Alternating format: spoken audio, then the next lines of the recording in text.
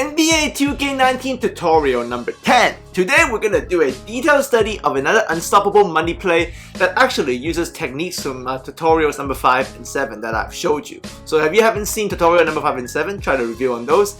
And there will also be a film analyst of how to use all the options and counters that comes with this play. And for those of you who are interested in defense, the defensive settings video that I make every year that you guys love have already came out. So you can check those out in my all tutorial playlist on my homepage in tutorials number 8 and 9. Those will be the ones for the defensive settings. So here you can actually see some of the highlight clips that I want to show you for this play. It is really one of the best plays in recent 2K history from ever since probably the next generation, so 2K14 ever since it's been on PS4. This play is best used with a point guard and a shooting guard that can shoot, slash, and handle, so like Curry and Clay, or CJ and Dame, or any kind of combination you can create on my team, right? Now this will work though in all game modes, guarantee, online, offline, against your friends, it doesn't matter, because that's how great this playset is. But yes, do make sure you review on tutorials number 5 and 7, and if you haven't seen them, make sure you watch them first, because you need techniques from those tutorials to optimize all the options and variations that do come within this playset.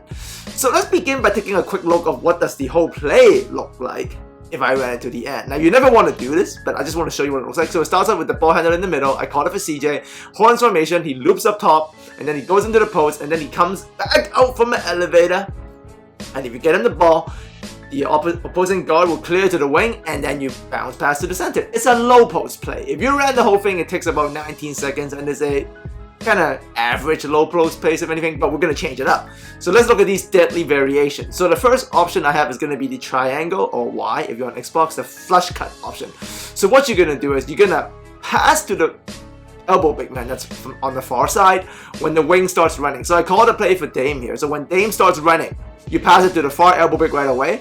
And when the looper, so Dame in this case, is lined up with the elbow big who has the ball like this, you hold triangle. When they're in line, you hold triangle, and this will flush in Damian Lillard because he's the closest player to him, and that is a throwdown. This is option number 1, the flush cut option. So the option that's going to get you some easy paint points.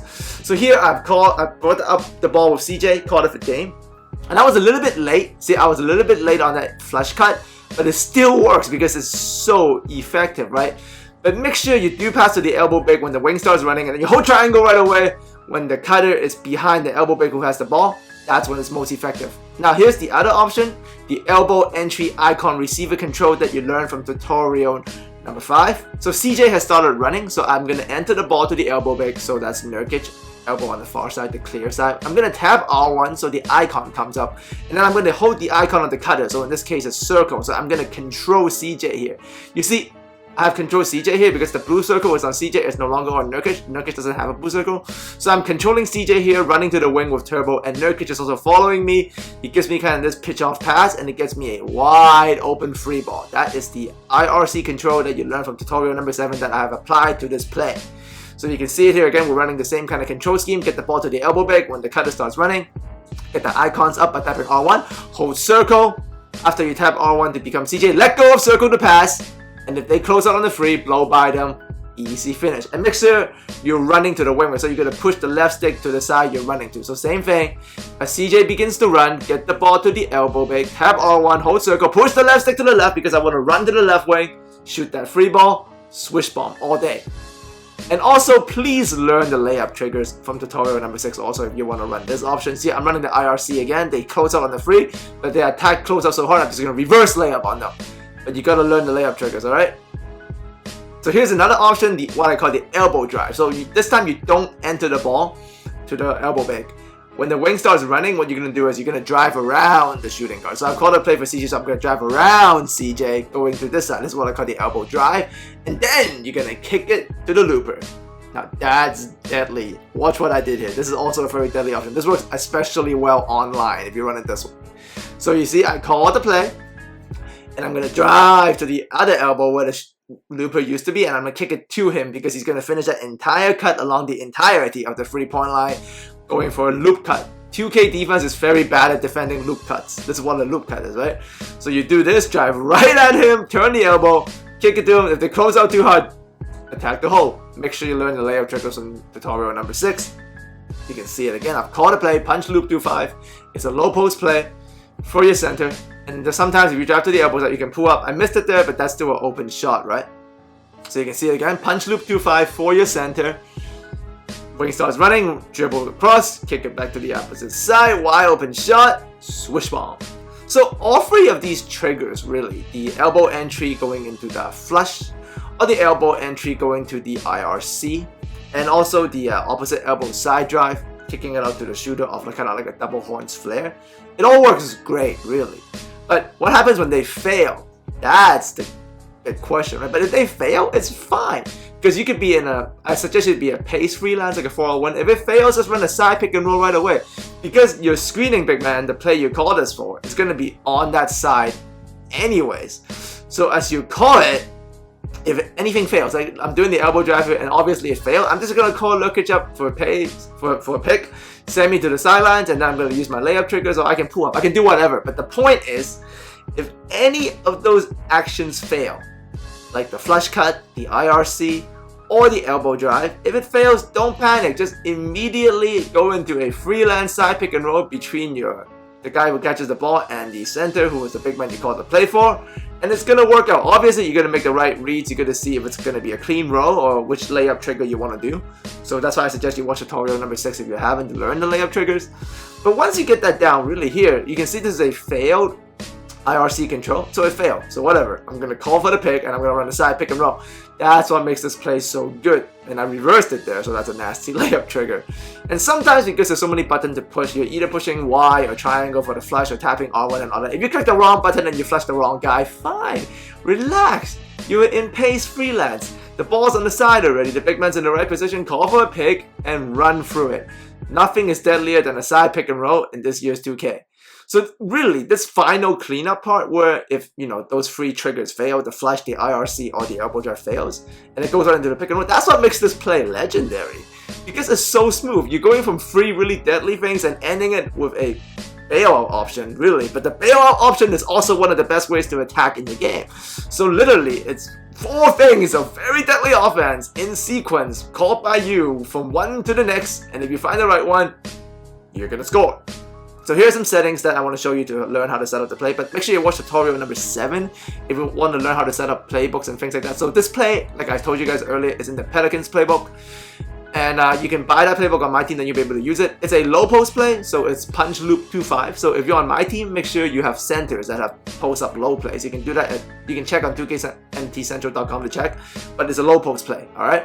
And make sure you watch tutorial number 5 to learn all the past techniques that I did show you in detail today, and you got to make sure all of the settings are done like that, otherwise you won't be able to trigger what I trigger. So make sure everything is set, especially icon lead passing needs to be on, but everything needs to be exactly just like that. You can change it to absolute if you want for the dribbling, but I use camera relative. And also, if you want to, like I said, you want to put this in the pace or a 3 out 2 in depending on your roster, but watch tutorial number 3 for freelance offensive details. And obviously sometimes you can just do a simple pass here. I didn't do a flash or an IRC, I just literally click X to pass to the guy after I enter the ball to the elbow. So that still works, but the key to the whole thing of punch loop 2-5 is you want to enter the ball to the elbow as the wing starts running, because if you do that, it opens up all these passing options. There, I didn't do it, it still works, but see, not as clean. You don't really want to do that. So do make sure you enter the ball to the elbow at the right time. Remember, I showed you, when the wing starts running, do it. Don't do it too late. This is already too late. You see, I'm passing the ball, but the wing has already gone past the elbow speed. Now see, it's too late to flush. He's not even lined up with the elbow wing who has the ball. The flush angle was too wide there. I made a tough layup, but you see, that wasn't as good as the previous ones, as you remember, right? So always set this up for your center or your best screener, because if the play fails, it goes back to him on that side, right? And obviously you're not going to hit every shot, but you're going to get some clean looks doing this. So I'm going to show you a couple of clips of just me using this with the Golden State Warriors and the Raptors. It doesn't really matter who you use, but you want to use a point guard and a shooting guard who can both, shoot or slash. And it would be ideal if both can handle, but if they can't, then you're just going to mix it up, right? The big man, the point guard, if the point guard brings up the ball, the play goes to the shooting guard for all those initial passing options, right? But if the shooting guard brings up the ball, then all those passing options will go to the point guard. And if the small forward brings it up, I believe it most likely going to go back to the point guard. I'm not sure about that. You can test it up, but it's kind of random. But if you go point guard, bring it up, shooting guard will have it. Shooting guard brings it up, point guard will have it. Okay? So Test this out, let me know how it works out for you. It is one of the best plays I have ever used in 2K. I actually used it last year, for those of you who remember from the Kobe Bryant 82-point challenge or something on my team. I used this, but this year with the smoother passing, it's honestly even better.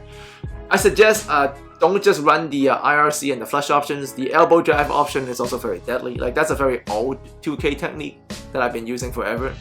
That where you drive to the side and it gets the flare screen, but that one's still good. But with the new, you know, flushing and especially the IRC control flowing into the side pick and roll when it fails, that's a more 2K19 technique that was only able to be added in this year. Either way, a loop cut is very dangerous in 2K, and with spacing like you see in this play, ooh, it's gonna be nasty. Use this and let me know how great it works for you. I am very confident this will be one of the best plays you ever use this year on Play Now, My Team, or online, offline, and against your friends. Hall of Fame, doesn't matter. This play will just work if you execute correctly. Alright, as always, thanks for coming by. Make sure you review on the tutorials I mentioned, especially if you haven't seen them. You gotta be able to watch them because I cannot repeat those techniques on every other tutorial I made. I actually had this play long time already in the pocket. I just couldn't teach you this until I taught you the passing and all that, right? So I'm not going to go into details on that. Just make sure you review on the tutorials that I mentioned if you are not executing this good enough. But you should see a lot of initial success already because this is just how good this play is. Alright, as always, thanks for coming by. Have a good weekend, and I will have more defensive and more crossover tutorial coming soon. I'll see all of you next time.